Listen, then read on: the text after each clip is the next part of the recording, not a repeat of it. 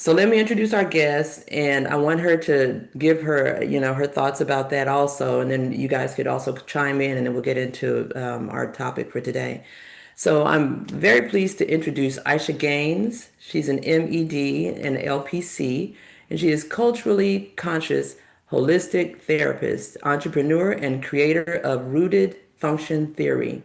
Her work integrates therapy, movement, herbalism, skin and detox rituals, and ancestral wisdom to guide individuals from survival into liberated living. Hi, Aisha. How are you? I'm good. How are you?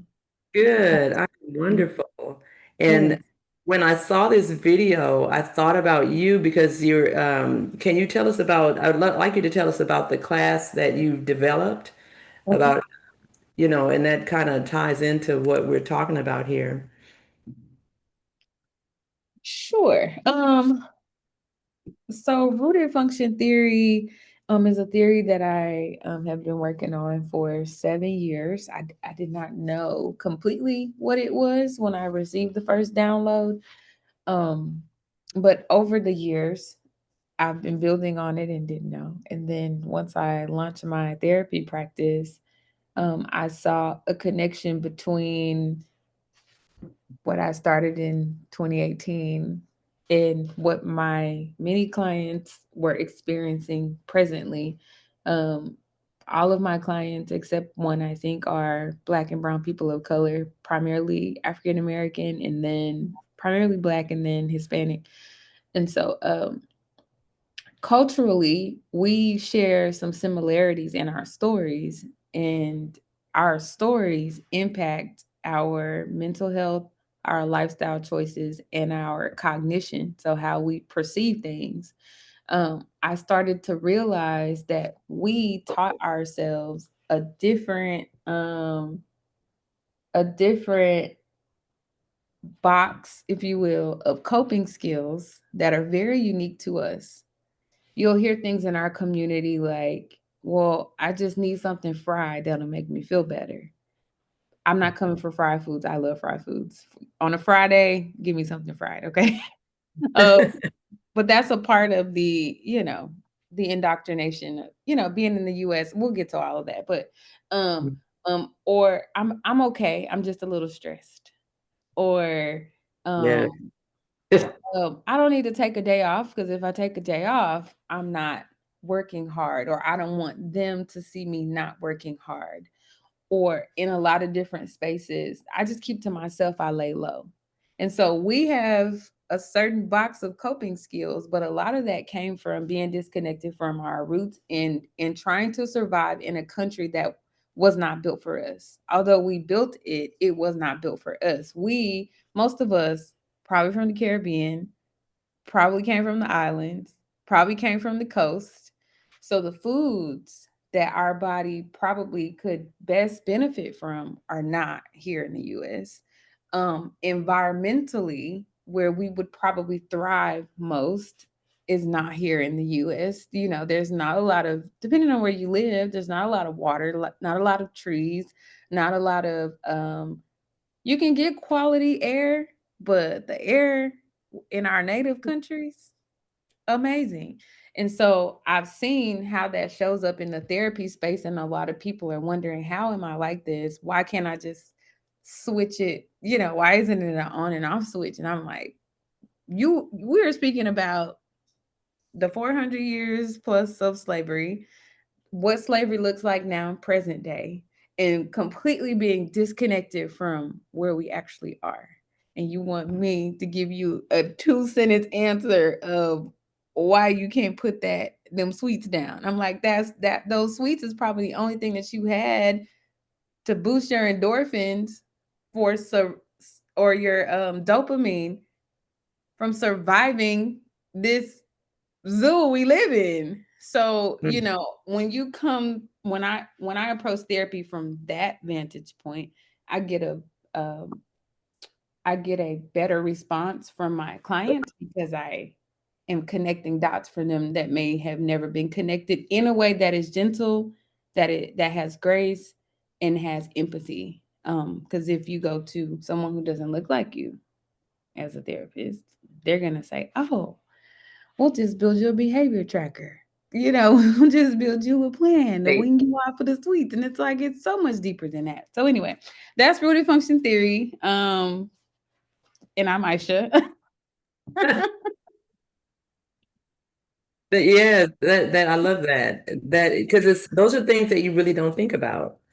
It's when you go to a therapist, you don't think about, okay, well, I do now, but in the past, I didn't think Yeah. about what they look like. If I go to a doctor, I don't think about what they look like because I feel like I was trained to believe that they're more educated, Mm-hmm. they're more organized. They know Mm-hmm. better than our people do. Mm-hmm. They're going to treat you right. This Mm-hmm. is, and I'm in the older generation, so this is how we came up to believe. And then Mm-hmm. as I got older, I started to realize, okay, wait a minute, they don't understand me. They don't understand my struggle. They don't understand anything about me. All they know is what they've taught in the books. So I really love what you're saying, and what your class is. Now, the class that you have, this is to teach people to be coaches or counselors. How does that work?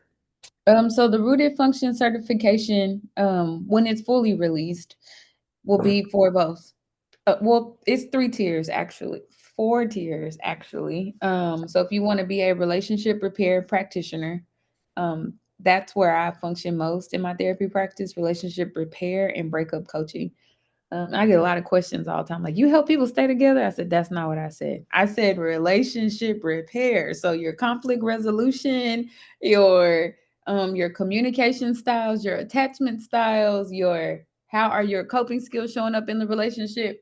That's what I do. They're like, oh, okay. All right. So relationship repair practitioner, self-study. So there'll be a self-study model for people who are like, I know I need to heal something, I don't know what it is, I don't know where to start. So you'll be able to learn how to build healing plans that are culturally rooted, generationally rooted, that contain somatic work, movement work, and then functional nutrition. um, the clinician. So if you're already a clinician, there is a pillar where I just give you the tools to incorporate rooted function with what you're already using. Because we have to choose like a path to therapy when we go into school. And so you can fuse that with rooted function theory and just, completely expand how you help your clients. And then just a practitioner. So that's somebody who's already been a coach or wants to be a coach. That's somebody who wants to do a healing circle with people, and they're like, I want to help these people, I just don't know how. And it's like, okay, well, here's the framework. So yeah, those are the 5 strands. I feel like I skipped one, maybe. That is beautiful. And you've been doing it for about 12 years? So I started my business 12 years ago. I started working on the methodology 7 years ago, and then finally started releasing it very slowly a couple months ago. That is awesome. That is awesome, that you have this course and, because that would be something that I would have considered to be like so foreign to just, Mhm, just come up with a course and put it out there for people. That I love that. So what mhm. made you go into that type of area, like especially the holistic and Oh, good. Okay. There's a story. yeah, there So really is. It's like it's a story. It's a story. So I was a teacher for 14 years. Um, and I, I didn't want to be a teacher. I am a journalist, you know, my undergrad degree is in communications. And so I was a journalist. I couldn't find a journalism job here in Texas without having to move. Because back then you had to go work for a small little place and then you work your way up. And I'm like, man, I can't go and move anywhere else. Which is another, that was my mom's coping skill. Keep everybody close because too many things have been taken from us as a Mhm. Black family. So she wasn't about to let me leave, and I hadn't processed that I'm grown. So I'm like, well, she said I can't leave, so I can't leave. And so couldn't find a job, and a friend recommended that I be a teacher. Because at the time I was pretty active in the church that I was part of, and I was like Sunday school teacher. I was always with kids. Everybody knew where Aisha, she's probably with kids. So became a teacher and did that a lot of different grade levels. And in teaching, in growing up, in learning how to be, a woman, I started entering into these I hate using the word toxic because people don't explain what toxic is, but I would just say very unhealthy relationships. Because my mom kept me so close, who's gonna teach me how to relate to others? And so in my mind, it's a man. He's here. So maybe God sent him because that's all I know. And so I'm connecting with these, my major relationships that I've had 5. I'm connecting with them, but not vetting them. And so I'm ending up getting hurt. I'm like heartbroken, then equaling depression, then equaling like, who am I? Then equaling questioning myself, equaling not having confidence anymore. And over time, it just started to kind of deteriorate my spirit in a way. And so in my worst relationship, my friends did an intervention and was like, sis, something is going on. Something's going on. Like, if you don't have the strength to walk away from this or put distance with, like, it's, they saw a disconnect. It's like, you're so strong in this other area in entrepreneurship, in your career, whatever, but there's a disconnect here. We don't know how to help you other than to say this is not normal. And so Mhm. from there, I started a therapeutic relationship with my therapist. I found a therapist. As soon as we got back from that intervention, it was on a girls' trip. And I worked with her for 5.5 years. And so I had never had a Black woman lay it out for me like that. What's healthy, what's unhealthy, what is considered cognitively correct and what is incorrect. Because the titles we give for stuff like that is, oh, they're crazy. Oh, they just got a little way about them. Also, coping skills. You hear about this stuff in our community. We'll just wash it away. Like, oh, she just got a little twitch. It's fine. She was born with it. We pray for her. She's good. And so my therapist helped me to see, like, no, these are not normal things. And this is what's impacting your mood, your how you see yourself, how you view yourself, your self-esteem, all of that. And I'm like, oh my gosh. And the byproduct of that is you're entering into these unhealthy relationships because you have an unhealthy relationship with yourself. And so she took her good time. I wish I still had my charts, but she's old school. My therapist is like, 60 plus. So she's old school. She's kind of like the mother I didn't have in that space. Wrote down all my issues, wrote down all the things that got me there. And we would spend months breaking them down, understanding them, processing, rewiring. It was very, very hard work. Very, very, very hard work. And I was so inspired by her that I'm like, you know what? I do this for others in a way, not the healthiest way because I didn't know, but I do this for others. What if I become a therapist as well and like pay it forward?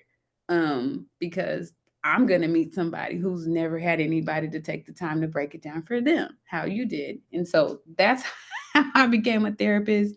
And I was so on fire. I integrated into my classroom. So I started little healing circles in my classroom every morning. By this time, I was teaching high school. I went from elementary to high school. So healing circles every day. And everything I learned in therapy, I taught it to my students. And at first they were like, man, are you kidding me? We're doing a circle with journals and we're going to breathe and meditate. And I'm like, yep, every day. And I did it every day for like a year and a half. And it changed the vibe of my classroom. It changed the relationship with my students. They were less reactive. They were less anxious, they were less impulsive, and my room became a safe space. That was probably my first like therapy room with the kiddos. It was really hard to leave them when I transitioned out, but from there I started diagnosing my boyfriends. My first official diagnosis was one of them gremlins that I was mentioning. And so the more I learned, I bet they love that. the more I learned, the less I stayed in those environments. But it just was a lot. It was a lot of work, and I think I was just so hungry to be better because I knew something was off. I just didn't have the names and the language, and I just didn't know. And so ever since then, it's just been like, okay, what else can we learn? What else can we add? What else can we do? So when I say I've been working on my theory and didn't know it, that's what I mean. I was learning by way of my relationships, the psychology of patterns, because I had some very distinct patterns how I would show up in relationships. I learned the intensity of how we feel things. So I would feel things very intensely and think that they were true, and I would act on them. Um, and so all of that's a part of my theory now because I lived it and I've seen myself go from somebody who probably would have had a very acute mood disorder. I see myself go from that to, a very balanced and, more cognitively sound person to where I can help others. And like, I'm so much more regulated. There was at one point where I had a double heartbeat. Like, I would feel things that intensely, and I really would believe it was true. I'm like, because I feel it like this, that must mean it's true. And my doctors thought I was having many heart attacks, and I'm What do you like, mean? What do you mean a double heartbeat? my heart was beating like two times. So like, Literally? yes, literally like boop, boop, boop, and then it What? would pause, and then boop, boop. Uh-huh. Oh my God. Yep. That was because you were anxious? Yep, I was anxious. I Oh wasn't my God. I didn't have a lot of communication skills. I laugh all the time. I'm like the first time I ever like vocally spoke up and spoke out, to a man was like in my late 30s and people are like, that's not true. I'm like, it is true. I literally was silent. I would just let things happen. I was just I don't know, grade A doormat. I don't know. It was a lot. And so when you experience something like that, like my mission has been to conceptualize that to where I can break it down to other people because I'm not the only person, who experiences things that intensely and who was that, quote unquote lost. And so rooted function theory encompasses all of that. And so once I got out of my way of like, I don't have a doctorate yet, and I don't have a blah blah blah yet, and I show up like this, I show up how I show up. What are people gonna think? Like once I got away from that, I could see very clearly, like I got a lot of wonderful things to say that can probably help a lot of people, no matter what my status is or degrees are or whatever. I lived it, and I am one who self-help is my hobby. So, Yeah. getting healthy, that is my hobby. What do you do for fun? Self-help. And so when I make that commitment, like, I have a leg to stand on. So, I love that. I think we take the communication factor of it for granted. mhm, A lot of times we don't realize the importance of the communication because I wasn't mhm, one to communicate. I would keep things inside, much like mhm, yourself, and was kind of that doormat, where, it's like, oh, that's okay. It's not a big deal. It doesn't bother me or whatever. That's what I'm thinking in my head. mhm, When I got married, my husband would communicate. Now he would mhm. communicate aggressively, but the fact was he would communicate.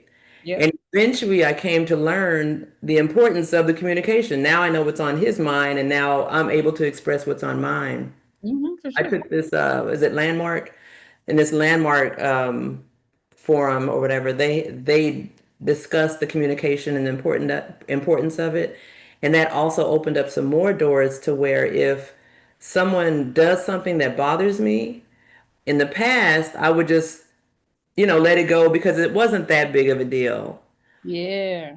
But what I've noticed is when I just address it, it just it opens up so many doors. It builds that relationship even more. Mhm, That is, I love that. I really do. mhm, I love that you mentioned that. Now, mhm, you had said, I mean, in something I looked at what you had, it was about the ancestral wisdom that you mhm. discussed. Now, I'm, almost 60, and Okay.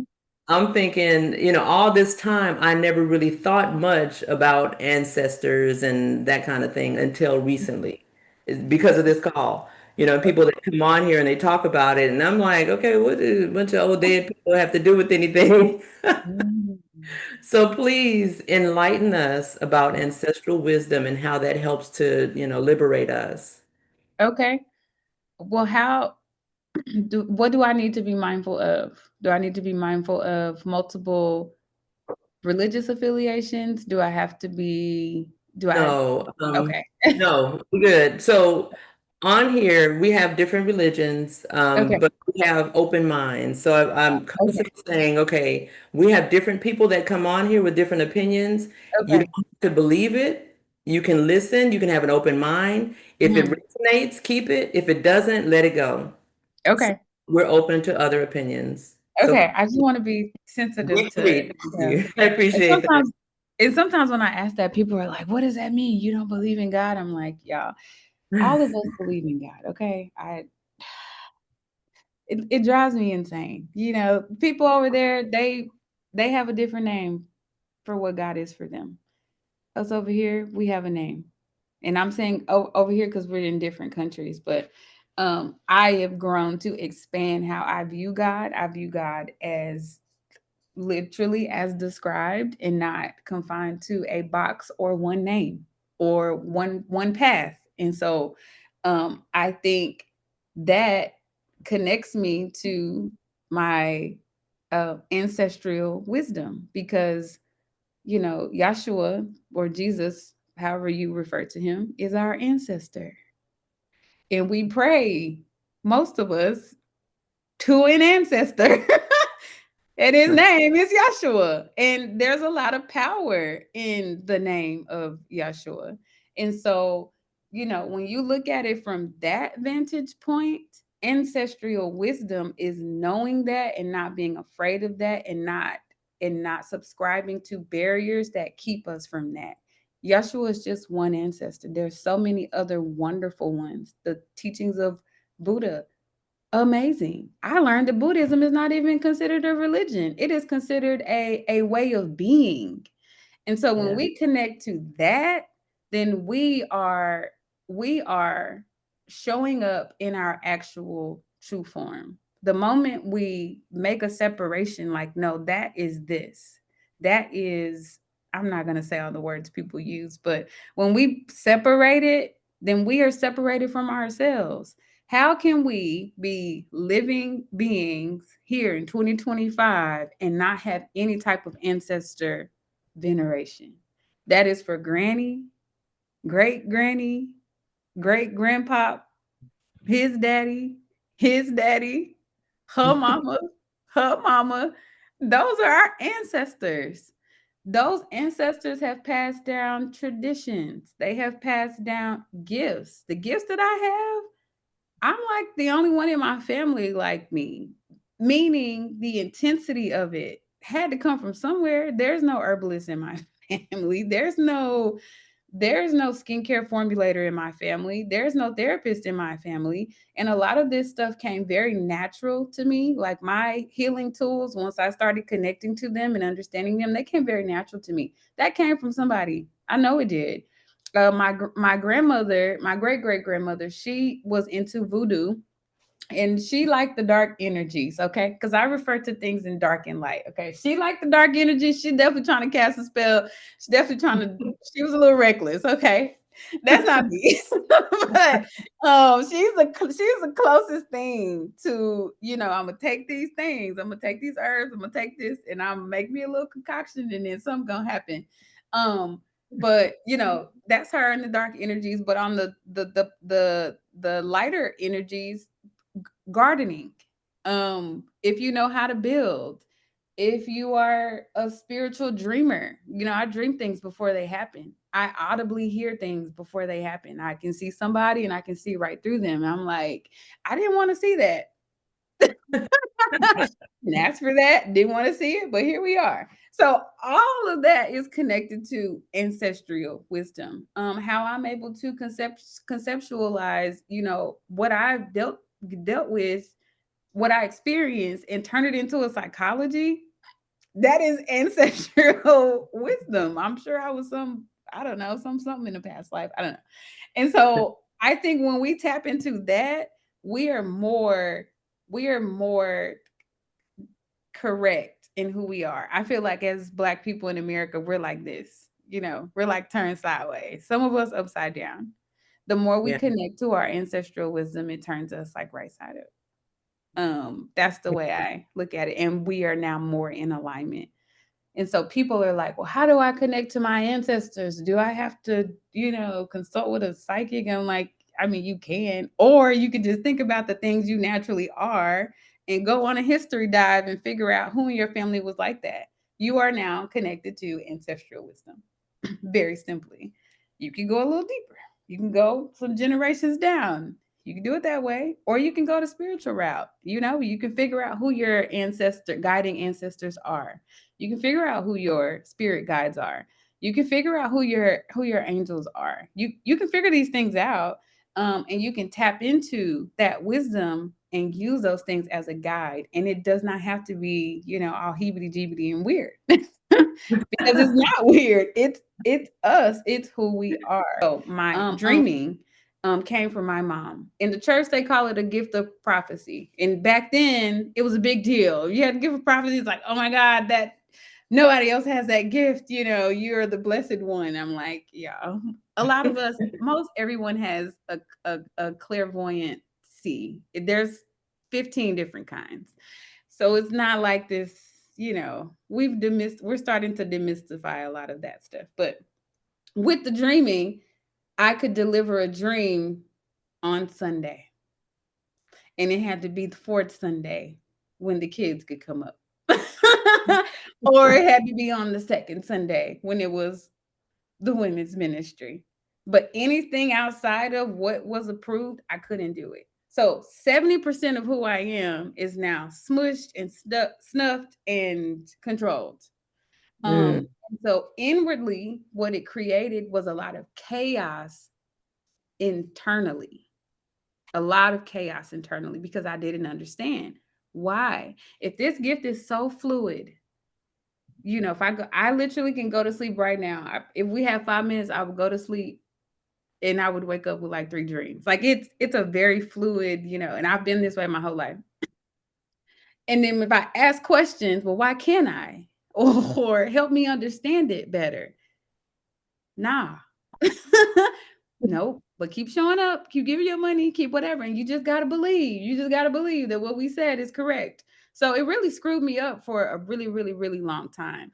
And so, and it disconnected me from my ancestors, my mom, where she got the gift from, and then whoever, And so I've seen a lot of religious, organized religion block a lot of that. And it's really not fair. I've seen videos where people are like, I'm Christian first, and then I'm Black. What? Make it make sense. Like without your religious affiliation, you are Black. If somebody came and said religions no longer exist, you still Black. you will be Black. You'll be Black. And if you were Black and not native to, well, some of us are native to the United States, the indigenous people who are here. So, let me make that clear, because sometimes I'll say from here over there, but I am aware that there were Black people here. But for those of us who had to migrate on whatever platform they say we migrated from, or medium we migrated from, we had traditions there. We had belief systems there. We had names for God and angels and spiritual systems there that don't sound like the ones here. And it doesn't make them wrong, it makes them different. And so, once I started learning that, like I said, how I view God just expanded so much, and my deep desire to connect to ancestral wisdom, it just grew. And there's so many ways to connect, there's just so many ways to connect. You can connect through divination, you can connect through meditation, you can connect through prayer, you can connect through just being outside. I met this lady the other day. She said, God told me I needed to wake up and go outside. And she said, and I landed here. She landed at my studio, my wellness studio. Hi. Yep, Wow. she's walked in.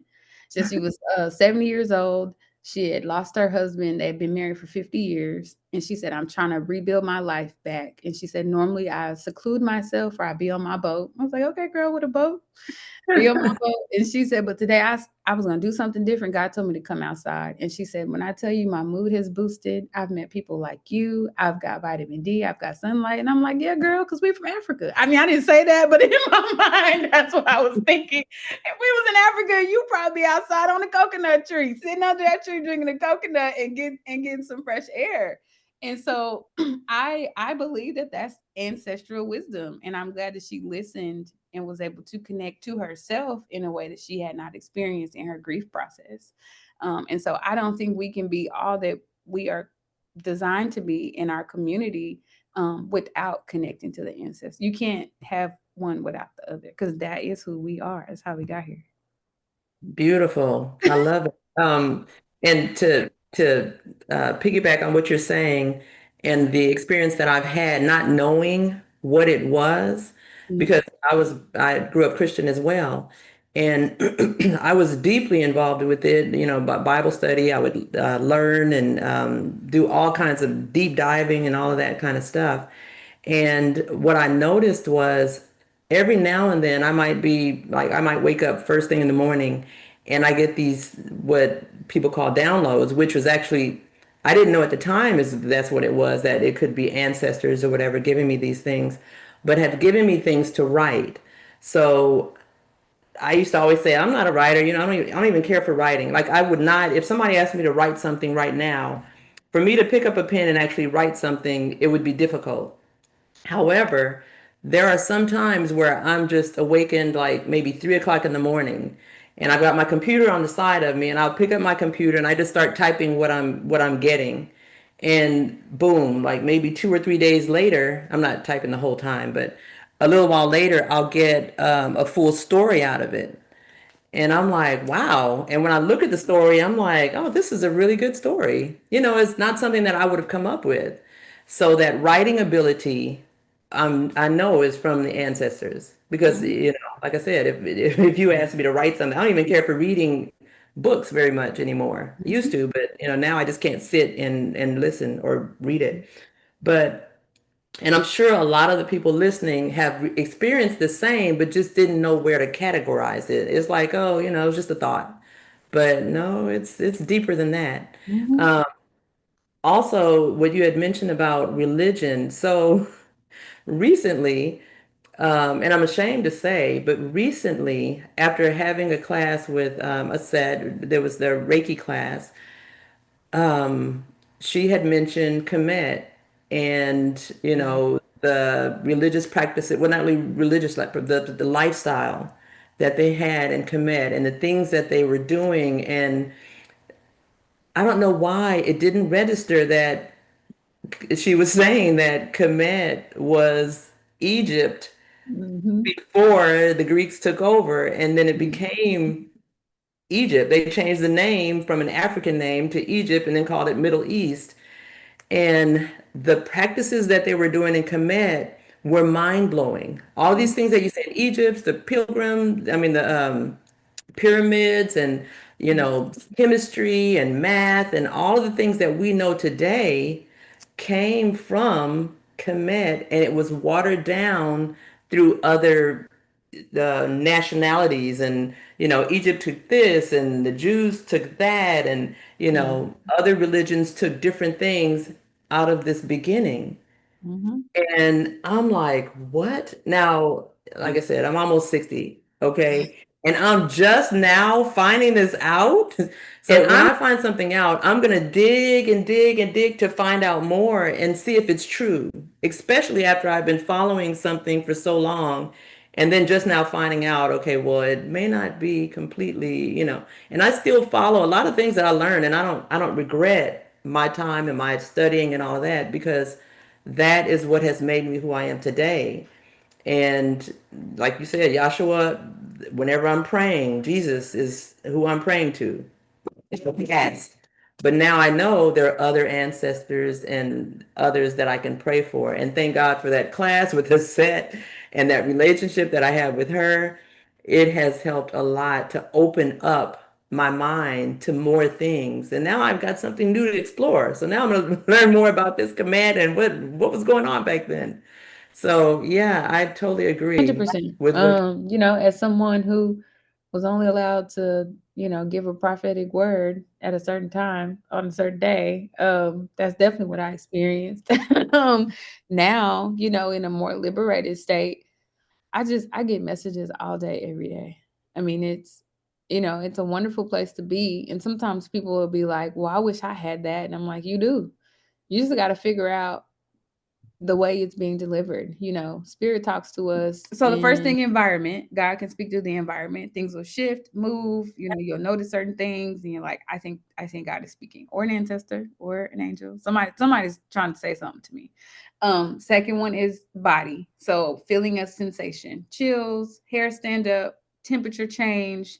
I've even seen somebody with a little cough, like they'll just kind of, you know, and it's something that kind of comes out of nowhere, and they're like, what is this? And it could be, spirit, or your spirit team trying to get a message through. Like, pay attention to that, or kind of be more on alert. Audible, you can hear like a voice. And how people hear the voices is different for everyone. I think there's a scripture. I don't even know if it's a real scripture or not, but they would say like a still small voice. I'm like, not everybody's is a still small voice. Some of it is like a loud, go do it right now type of voice. So you have that. You have visions. So through dreaming, and that could be daydreaming, or in your sleep state. And then the word, and that is not just the Bible. It's any ancient text. That's any book. That is any, like you said, you received a download and you looked at the writing and was like, I probably wouldn't come up with this, so this came from somewhere. Right. And so when you tap into those things, and define how your spirit team is speaking to you, that's how you garnish and reclaim your spiritual power. In a therapeutic setting, I call it reclaim your emotional integrity, because I work with so many different people. I just like to be respectful of where people are in their journey. And it's not a big deal. If you're a hardcore Christian, great. If you're a devout Right. Muslim, wonderful. Like, if you agnostic, beautiful. Atheist, sounds good. I don't get caught up on that stuff, because I know that, things are so much deeper than that. So yeah, Kemetic yoga is how I was introduced to the idea of reclaiming my spiritual power. Um, Kemetic yoga was created off of the Kemetic spiritual knowledge system. So to be a certified Kemetic yoga practitioner or teacher, which I am, we had to get the history. When I got the history, I started seeing there's a lot of similarities in the Kemetic spiritual system to Christianity, Islam, Judaism. I just started seeing all of these similar. I'm like, wait a minute, how? Because what are we taught? Christianity, that's the ends all be all. That's where life started. That's what we really believe. And it's like, but how could that be the beginning? Because the Bible said it's the beginning. So we don't question it. And if you question it, then it's like, here you go. Witchcraft, the word witchcraft and warlock ran rampant in the church. What I know now is that, in Africa, and in indigenous countries, the word witch is used synonymous with healer.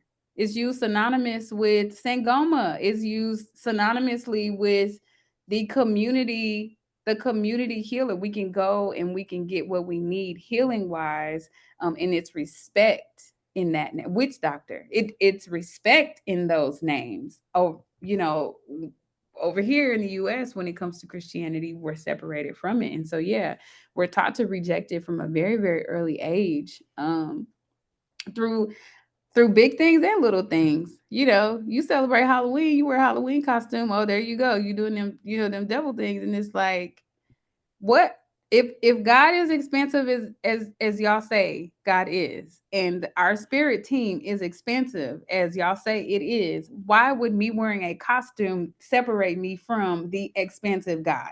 Like it just, a lot of things just stopped making sense, and more things started making sense. And so with Kemetic Yoga, my teacher Yasir, um he built the system by way of ancestral wisdom. I mean, he had to tap in. He meditated in so many areas in ancient Egypt or ancient Kemet. He went to the tombs and the grave sites and saw the tombs and the pyramids and saw the heliographics with different postures and movements. And he's like, that don't look like they just standing there. That looks like they're holding it up. But that looks like they're moving. That looks like isolated movements. And he created a way to get into those postures and out of those postures. And so when you do Kemetic yoga, um, there's a liberation associated with it because of where it comes from. And so I couldn't get certified without knowing where it comes from. And then in knowing where it comes from, like it's like you can't unsee it. I cannot unsee that there is an immaculate conception story in ancient Egypt that predates this book over here. Make it make sense. How? Yeah. And it's inscribed on it's inscribed on the pyramids that are still in existence today, that they cannot tear down and that they cannot rebuild. How is this possible? So somebody lied, and so I went on a deep dive like you did. I'm like, how did this happen?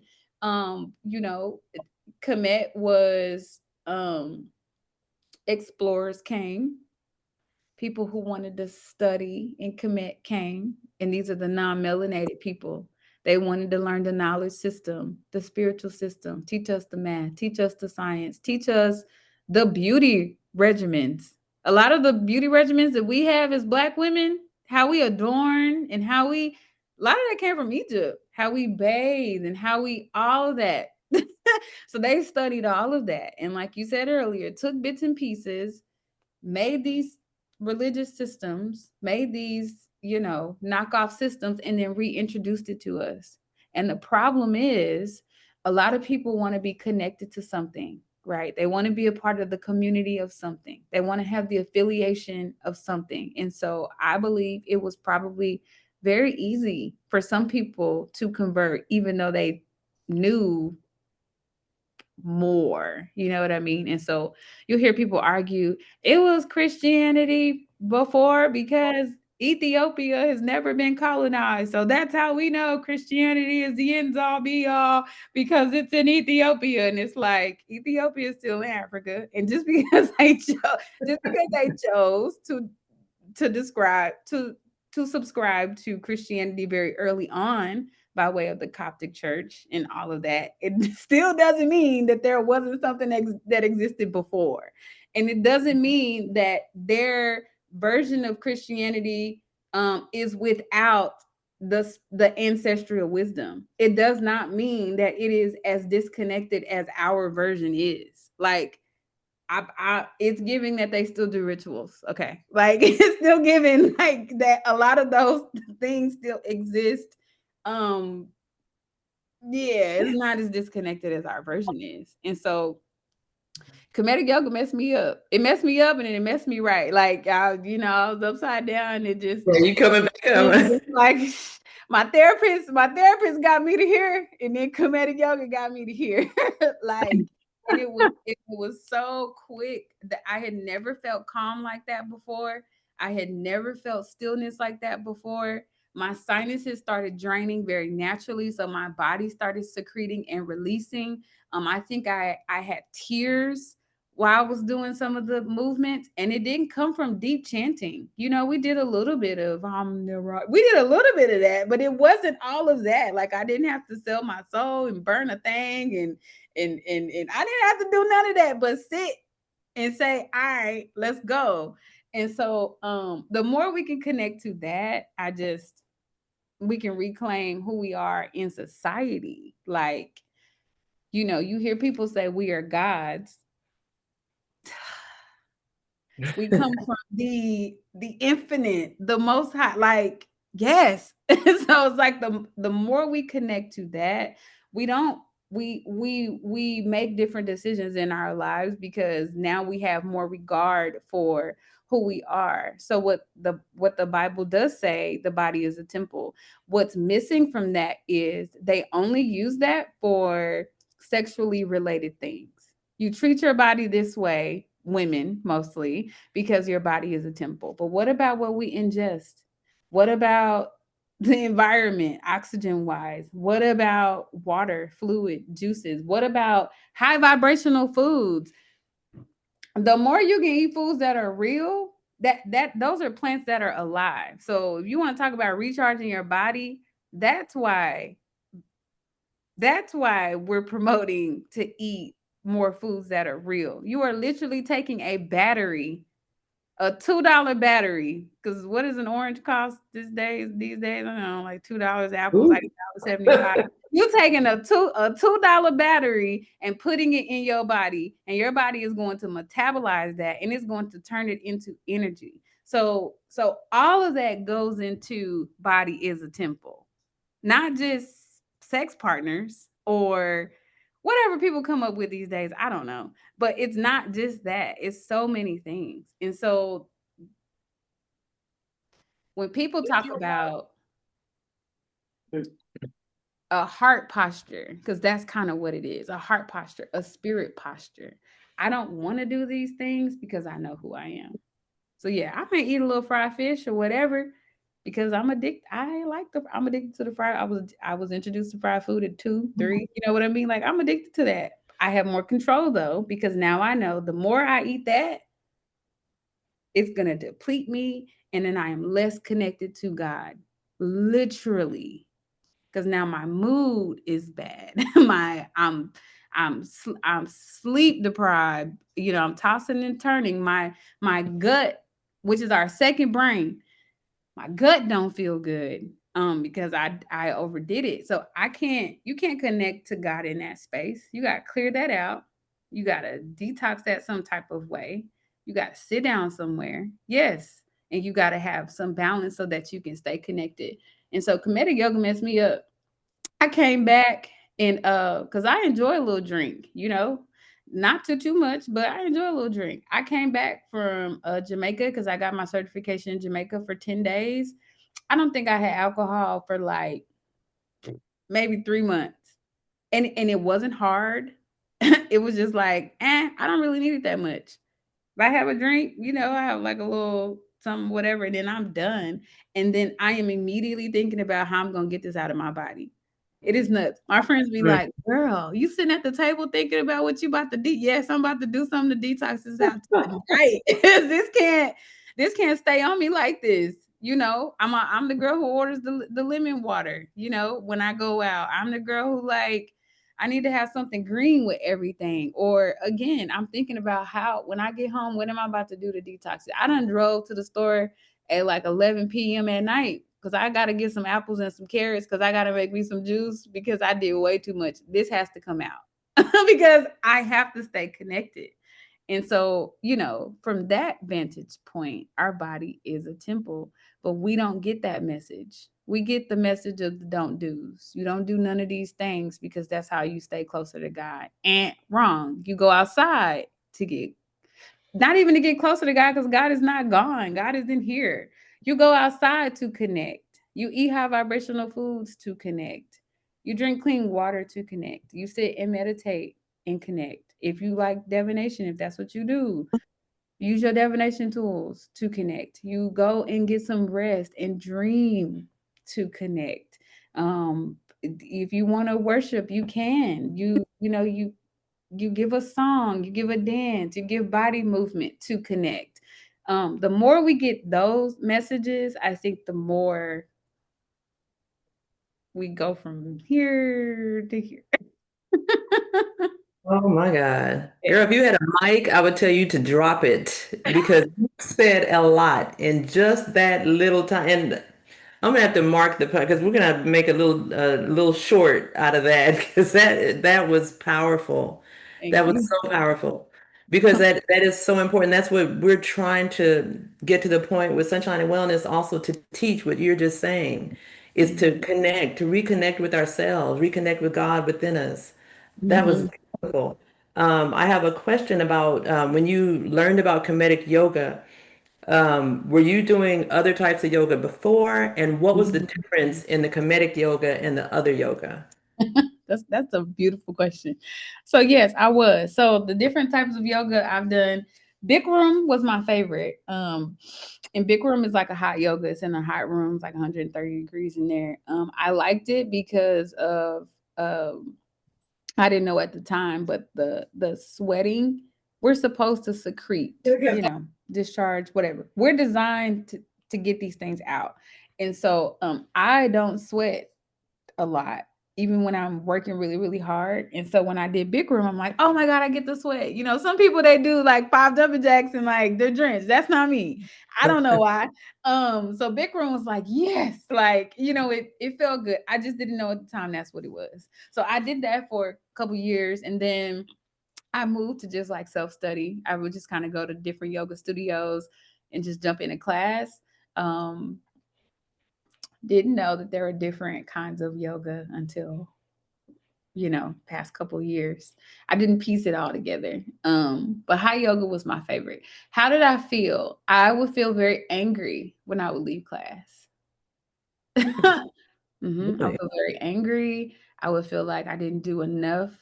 I would feel like I didn't get the posture right. I would feel like I couldn't sustain.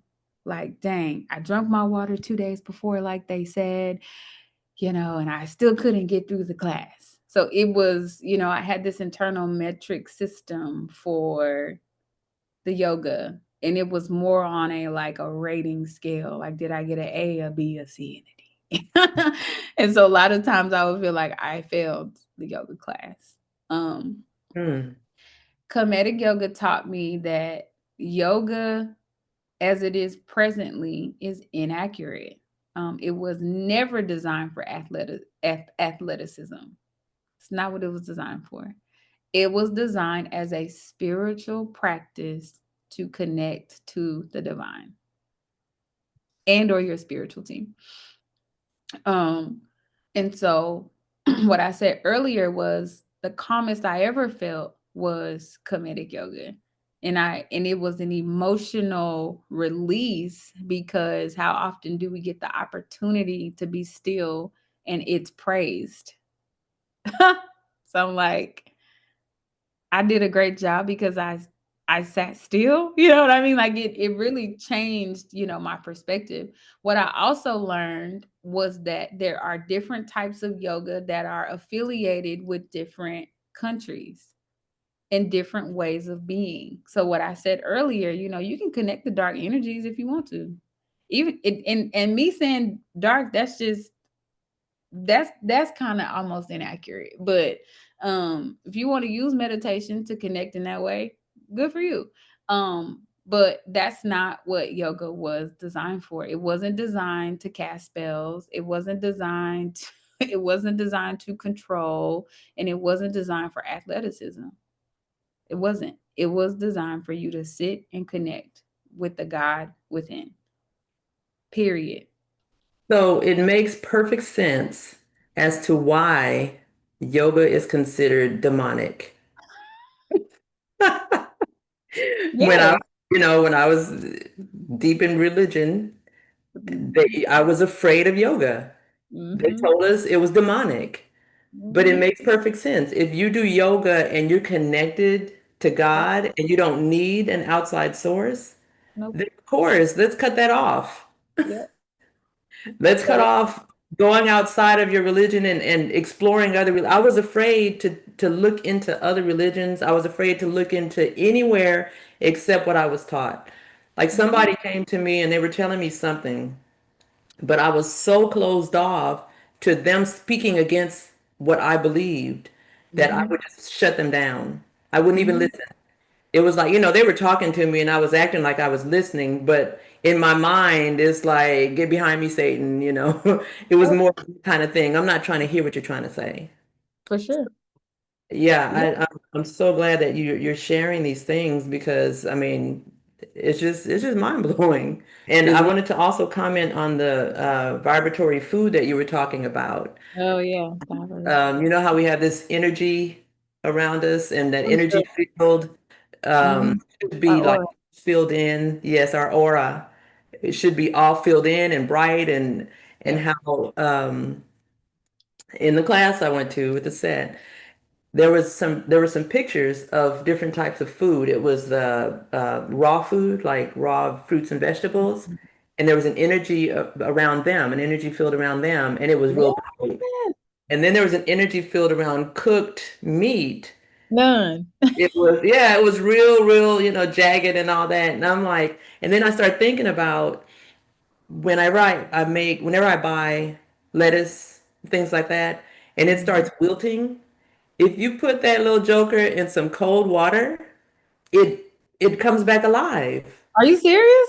Yes, if you get like I had some wilted lettuce and I was gonna just throw it away, but I went ahead and rinsed it in some cold water and it became crispy again. It did. And I'm like, what? Now I'm not talking about the one that's so wilted that it's turning into water already. I'm talking about regular ones. However, meat, if you take that Oh, joker wow. and try to put any cold water or anything on, all you're gonna get are just a bunch of worms. No, I'm just kidding. You don't get the worms, but but it's not coming back to life. It's just gonna stink. Oh So my gosh, I'm gonna try that. yes, yes, I do it all the time. But yeah, so that's interesting. So when we put that in our bodies, Hmm. having the same effect. The food is bringing you more alive, whereas the meat, it's gonna stink when it comes out. Yeah. Um, this whole Kemetic lifestyle is just fascinating. It's to me, it's just mind-blowing and fascinating. The fact that there's a difference in the yoga and the lifestyle as far as the eating. Are there some other lifestyle things that you changed that matched the Kemetic lifestyle? Yeah. The eating was probably the biggest. I hadn't before I did comedic yoga, I stopped eating red meat like maybe 12 years ago. But when I was in Jamaica, we only had plant-based, plant-derived foods. That was it. And our food was cooked for us daily, as a part of certification. And so, you know, that's what it was. And so I felt the most alive, energetically and just everything just felt opened. And so when I got back home to Dallas, I stayed on that regimen for like maybe a month, month and a half. Um, and so now where I am with that journey, if I do meat, I try to do it on the weekends, and it's like maybe one or two portions, and then like I said, I'm like detox queen. I'm getting this out of me now. And I could grow to be completely vegetarian, to be completely, plant-based. It wouldn't be a problem. It's just whatever. Sometimes I just enjoy meat.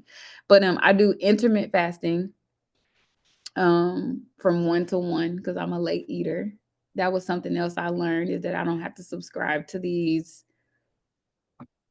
constructs that people came up with. Breakfast is at this time, lunch is at this time, dinner is at this time. Nah, it's when I said it is. And I'm gonna teach my body to respond accordingly. And so I do 1 to 1. I start every day with juice, fresh juice that I make. And I may do tea. Um, I may do tea, and like light fruits. If I feel lightheaded, maybe some crackers or something like that. But plant-based meals throughout the week. And then if I enjoy meat or whatever, it'll be on the weekend. And so we were introduced to, like she's saying, we were introduced to a comedic diet workbook. And so I have a workbook which is a great reminder of like, girl, don't be going too far, you know. Um, the alcohol was huge. Like I said, my desire to drink is very, very low. And not that it was super high before, but like I said, my body is a temple. So, you know, everything is in moderation, and then I'm trying to detox it out. Um, Movement is a requirement. I was Mm. not like that before. I could go very long stints of time without moving my body. Now I know better. Like you cannot do that. You cannot go long stints of time without meditating. And meditating can be 1 minute on a toilet. It could be 3 minutes before you wake up and start your day. But that is a part of that's a part of it. You are not you without moving. You are not you without fresh foods. You are not you um without meditation. Like no, you can't do it. Okay, so Um, if you could share with us, first of all, if somebody wanted to start this journey, how would you suggest that they begin? And then after that, if you could tell us more about yourself and how we can connect with you if anybody has would like to connect with you. okay, I'm raising two fingers because I got to remember to answer two things. Because I said, ask me to speak about what I'm working on in Dallas, and I love a set for the Yeah, record. you do. And I end every class in my studio that I teach and my instructors teach, we end by saying peace hotel. So and we end with a comedic cool down for every class. It doesn't matter what the class is. It doesn't matter if it's the pole class. It don't matter if it's the Pilates class. We end every class the same way. And so that's my way of teaching people who come in the studio, you know, a little bit of comedic for every class. But so how to connect with me and then where to start in your journey. So honestly, since comedic yoga moved the needle the most for me, I would start with creating a comedic yoga and or meditation practice. um I would start there because from there will stem everything. The relationship with food, the relationship with yourself, the relationship to the divine, the relationship to nature, because you cannot be a comedic yoga practitioner without nature. I forgot to say that earlier. I knew I was forgetting something. You got to be outside. You got to be near the water. Water is something I'm deeply connected to. The moon, something I'm deeply connected to. And I've always been this way, you know. So now I know, you know, my ancestor, like, yes, this makes a lot of sense. So all of that's gonna stem from that. Your reverence for the divine, for people who are like, I gotta extend my worship. Like I have to let it out. All right. Well, your meditation practice, all of that, it'll come from that. Um, History wise, I can't necessarily teach people how to deconstruct from religion.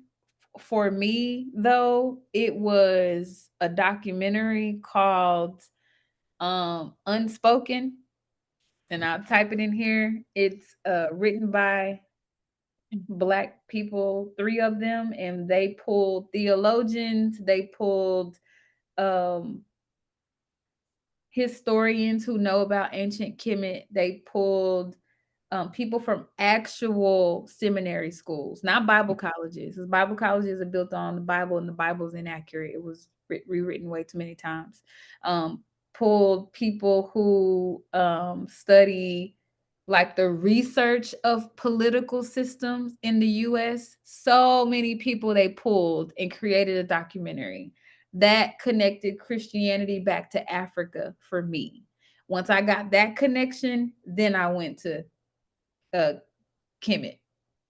So Mm. those were probably the two things that was like my mind is blown. And it's Oh, yeah. it's like $4 documentary. I've watched it like 6 times. It speaks about how the different um denominations were created. Catholicism was created because the Christians at the time, as they were forming their belief system, believed differently. So that created the first two like rifts in the religion. And then it also shows how the religion spread to the different countries and then how Islam was integrated. So once I got that knowledge, then I was able to build, okay, well, what happened before then? And then it just kind of created like a domino effect. So those two things. Okay. Um, and then yeah, I think just start there. Eat one high vibrational food a day. Eat something with some color. Start there. Love it. Love it. One Beautiful. one thing a day and one way to detox. Whatever that is, whether that's your chlorophyll water, whether that's the lemon in the water, whether that's warm tea in the morning, whether that's a warm soup in the morning. Many countries do soup in the morning. They do warm stuff, not cold stuff. So one way to detox, one vibrational food, and create your practice, your meditation or movement practice. Those three things. Keep a good book or Audible. I love me some Audible. A lot of Ooh. these ancient Egypt books and history books, they're actually on Audible. I'll go through Audible in like a couple of days. So yeah, you gotta stay knowledged up. Because the more knowledge you have, the less people can take. You know what I mean? If you don't know, then you can be influenced and you can be introduced to stuff that's not real. And that's kind of what happened to the African American people. But whatever. It's whatever. Yeah. Okay. What am I Love. doing? What am I doing now? So in Dallas, we're actually moving into a building. Ah, So we're in the process of moving from the studio that I have now. It's in Grand Prairie, Texas. It's in downtown. I've been in this studio for 7 years, but I had the opportunity to purchase a building, which is crazy. And so we're in the process beautiful. thank you, of renovating the building, and then we'll move. I don't have a clear timeline, but I can tell you that spirit is moving. Yesterday was probably like the most manifestations happening in one day, probably like 6 different ones. I'm talking about free wood. I'm talking about quotes that are less than 2 grand. I'm talking about like my cousin stumbling across our water line so we don't have to get a plumber. I'm talking about, girl, I'm whatever you need, I'm about to send it. It was like yesterday, it was like boom, boom, boom, boom, boom, boom, boom, boom, boom. Woke up, like, don't know how I'm gonna do this. End of the day with, okay, I know how I'm gonna do this under the price point that I want Wow. the atmosphere.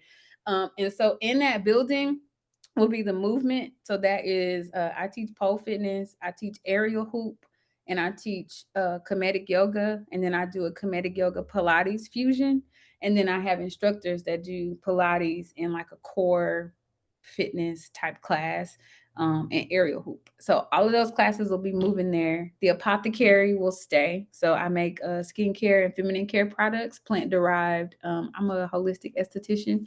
And so I've been making skincare products for like 5 years. Really, really good products. I'm not just Hmm. saying, but like really, really good, really, Well, really good. your skin looks great. So, Thank you. I healed my skin issues with gut health, um, food, and my skincare line. And so that'll be on the shelves, and plus all the other like teas and stuff I make. And then we'll have a tea shop. Finally have a little tea shop. People can come and sip their tea. So in the front oh, window, we'll have a library. People can come and buy books and sit and lounge and read books. And then I'll have like a lab where I can actually not use my house anymore to make stuff. And so a wellness sanctuary is essentially what it is what I have now, but it'll just be bigger in a bigger space that, you know, leads to ownership and not somebody else's pockets. But it's right next door to the farmers market in Grand Prairie, which is like one of the top three farmers markets in the nation, meaning lots of foot traffic, lots of eyes on it. And so whatever you're thinking of, I said, is probably gonna be a yes, because the visibility of, there's a lot of visibility coming that way. My day job, I'm a licensed mental health therapist, and so if anyone is in Texas and soon in Florida that needs services, um, I can do a fusion with my therapy. We can go straight clinical. That's where people are. We can go clinical and spiritual. That's where you are, and we can go clinical, religious affiliation, whatever that is. So I have a nice range of how I can help people. Yeah. Oh, wow. Um, your facility sounds amazing. Let me know when it's done. Shoot, I'm thinking we'd probably pack up and just take a trip out there, check it Yeah. out. So let us know, and I'll, tell our family about it, or, our Sunshine family. So hopefully we can maybe do a little field trip or something. I think that would be Oh, wonderful. awesome. Yeah, I could do like a retreat. I like hosting. Oh, yes. I like to use the parts of the city that are healing. I like to use those Mhm. parts of the city. Yeah, you make a thing out of it. Yes, awesome. Yes, please do. I think I mentioned to you before we're doing our Black History in February. We're gonna Okay. do Back to Our Element is what it's gonna be a series. Well, that sounds So awesome. we're gonna get back to our element. So we're gonna learn Oh, about, our past and try to connect with it. So, I love it. oh my God, Aisha. Like I said, this time flew by. Mhm. But I I knew think it was. on. Thank you so much for coming on and sharing your wisdom with us. Thank And you. we will definitely still continue to be connected because, you're one that I really want to keep grabbing hold of that wisdom. Thank you. I appreciate that. It's my Yeah, pleasure. Thank you all for absolutely.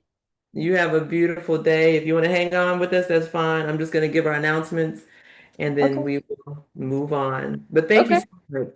You're welcome. I can listen to some Appreciate of you. them. And all of her information is going to be in our group me. If you guys want to connect with her, you'll have her information as well. All right. Have a beautiful day, Aisha. Thank you so much. Thank you. All right. So anyway, peace and love, everybody. You guys go out and enjoy this beautiful day. And whatever you do, make sure you love yourself and love somebody else with it. Peace and love. You guys have a beautiful, beautiful day.